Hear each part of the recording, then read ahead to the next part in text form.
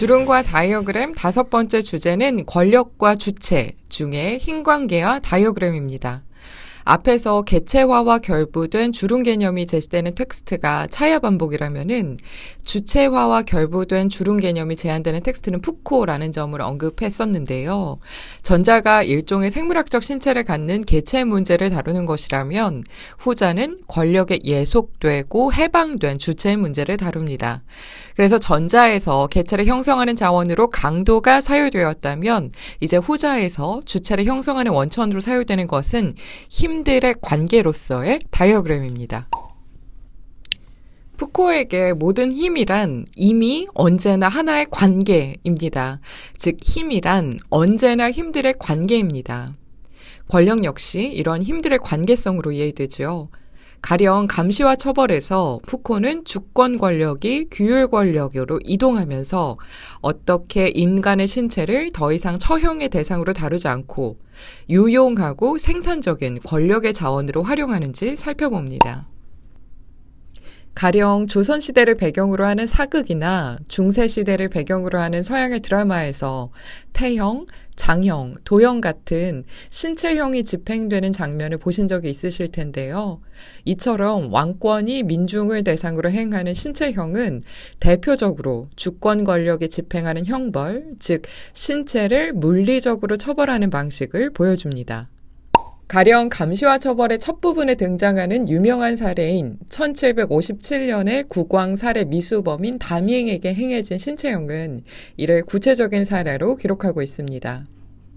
반면 국왕이 주도하는 이런 공개처형은 1830년에서 1848년 사이에 다 사라지게 되는데요. 그 근거로 지목되는 것이 통상 모두에게 평등한 죽음을 주리라는 중요한 사상, 즉 인도주의적 사상의 출현이라고 지목되지만 푸코의 생각은 좀 다른 것 같습니다. 이는 일종의 권력 형태의 변화로서 바라봐야 한다는 것인데요.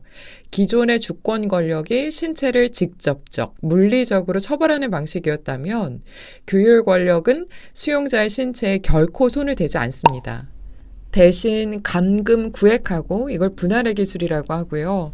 시간의 분할에 따라 행위를 명령하고 이것은 활동의 통제라고 하고 또 그 효과가 생산적인 힘이 되도록 구성합니다. 이 마지막을 힘의 조립이라고 하지요.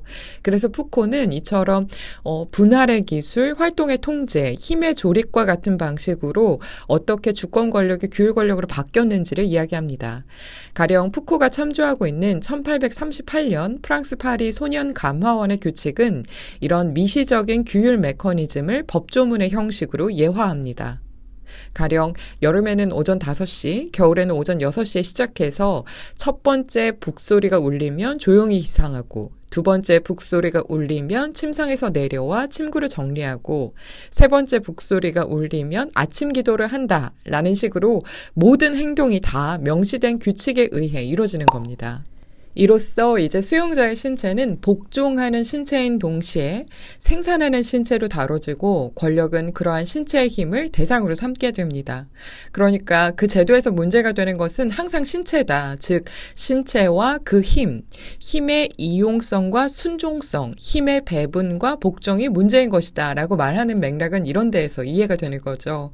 이런 복종의 기술을 통해 새로운 객체가 만들어지고 그 새로운 객체란 힘을 갖고 있으면서 지속적인 근거가 되는 자연 그대로의 신체이고 그 자체의 질서, 시간, 내적 조건 및 구성 요소를 갖춘 특정한 작업을 수행할 수 있는 신체로 다뤄지게 됩니다.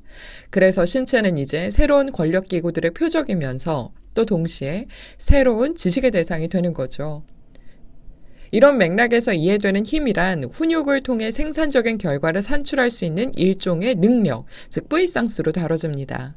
나아가 그런 힘들의 관계로서의 권력이 오직 힘들끼리의 관계에만 작용하지 어떤 특정한 대상이나 신체에 작용하지 않는다는 점은 규율 권력이 신체가 발휘할 힘들에만 관여한다는 점에서 이해됩니다.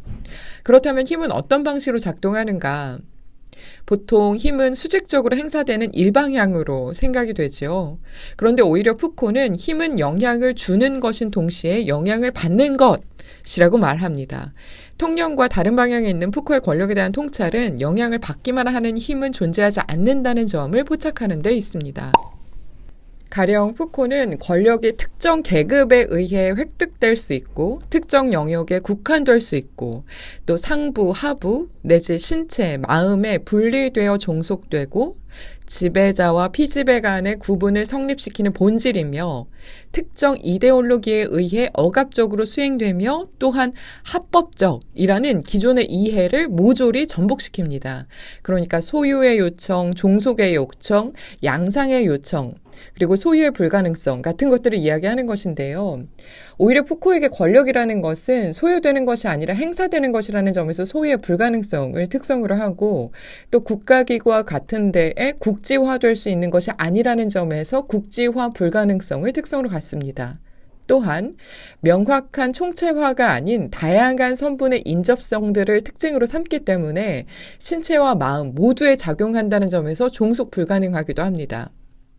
더불어서 지배 세력에 못지않게 피지배 세력에 의해서도 수행되는 순전한 힘 관계들의 총체라는 것을 권력이라고 말하기도 하고요.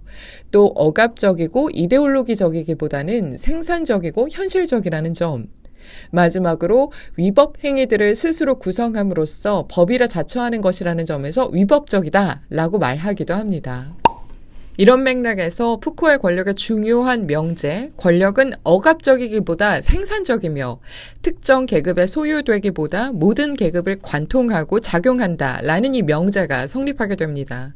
그러니까 권력이라는 실체가 있어서 그 소유자인 지배자가 피지배자를 억압한다는 식의 권력론 대신에 모든 이들을 관통하는 힘 관계의 총체로서의 권력 개념을 푸코는 사유하는 겁니다. 그로써 푸코의 권력론은 영향을 받는 힘과 영향을 주는 힘 간의 관계들 자체에 대한 탐구가 됩니다. 그래서 이 지점에서 문제가 되는 건 힘들의 관계로서의 권력이라는 것은 하나의 순수한 기능, 즉 비형식화된 하나의 기능이며 그 진료 또한 비정형화된 순수 진료라는 데 있습니다. 권력은 어떤 것이든 즉 끌건끄한 어떤 것이든 주어진 행위들과 매체들을 규정짓기 때문인 거죠. 가령 감시와 처벌에서 다뤄지는 파놉티콘은 이를 잘 보여줍니다. 원형 감옥은 다양한 죄수들에 상응하는 그러나 지나치게 광범위하지 않은 제한된 공간에서의 감독 행위로서 기능하죠. 이는 이러저러한 하나의 인간적 다양성, 그러니까 유망 깰건끄에 대해 이러저러한 하나의 관리, 꽁기 깰건끄를 부과하는 겁니다. 여기서 보잘것없는, 하찮은 등과 함께 불특정 명사를 지칭하기 위해 동원되는 어떤의 의미를 갖는 수식어구, 깰건끄가 반복된다는 점에 주의할 필요가 있습니다.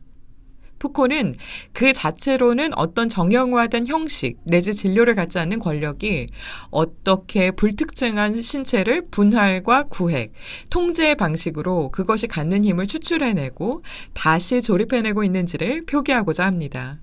이를 위해 권력 장치는 제한된 공간에서 작동한다고 하더라도 그 작용에 있어 어떤 한정된 범위를 갖지 않는다는 거죠. 권력은 자신을 규정짓는 어떤 정형성도 담재하지 않기 때문입니다. 미규정적인 것이기에 무한한 증식 가능성을 갖는 이러한 권력의 특성은 지식에 의지해서 보다 두드러지죠. 이제 제한된 공간과 대상의 수는 광범위해지고 공간은 열린 것으로 다뤄집니다. 통치성의 형태 또한 이제 규율 권력과는 다른 두 가지 순수한 기능, 해부 정치학 및 생명 정치학을 드러냅니다. 이런 서술을 통해 들레즈는 푸코가 전개하는 권력론의 중심에서 미규정적인 힘들 간의 관계가 차지하는 독자적인 위상을 포착합니다. 권력은 힘들 사이를 관통하면서 자신의 힘을 증식시킵니다. 들레즈식으로 표현한다면 권력은 규정적인 형식들이 아닌 미규정적인 지점들, 즉 특이점들을 관통합니다. 이처럼 특이점들을 관통하며 특이성을 분배, 방사하고 영향을 받는 힘과 영향을 주는 힘들을 할당하는 동시에 비형식화된 순수 기능들 그리고 비정형화된 순수 자료들의 혼합들인 것을 들레즈는 다이어그램이라고 부릅니다. 푸코가 사유하는 권력은 다이어그램적이다라고 말하는 거죠. 그것은 모든 특화된 실체뿐만 아니라 모든 특별한 용도로부터도 분리해내야만 하는 기능이 됩니다. 다음 시간에는 이어서 권력과 주체 중 들레즈의 다이어그램 부분을 살펴보도록 하겠습니다. 네.